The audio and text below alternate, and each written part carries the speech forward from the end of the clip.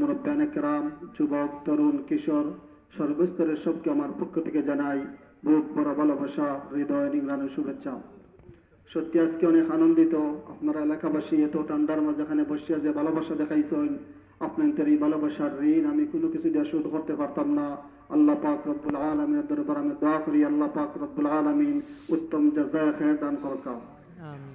আসলে আপনারা জানেন, উলামায়ে কেরাম আমার মনোনীত করছেন খেজুর গাছ প্রতীক নিয়া গোলাপগঞ্জ বাজারবাসীর খেদমত করার জন্য।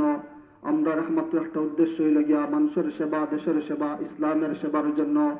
আমাদের বিরুদ্ধে কে কি বলছে, কে কি করছে, আমরা এগুলা দেখার জন্য আমরা রাজনীতিতে আসি নাই, এগুলা দেখতেও চাই না।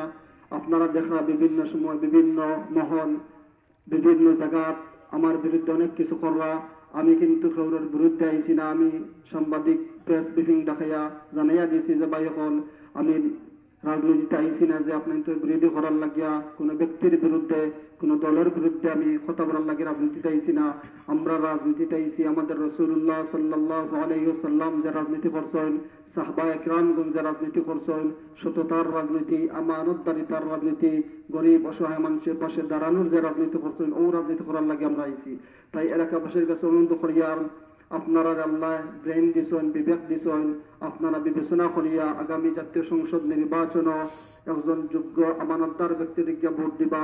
আমি যে কইম আমারে ভোট দিলাক্কা এটা ঠিক হইতো না।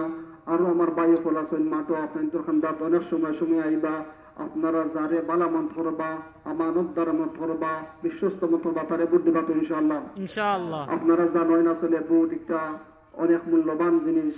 ভোট একটা যারে তারে আমরা দিলে হইব না। কালকে আমতর ময়দান এই ভোট সম্পর্কে আল্লাহ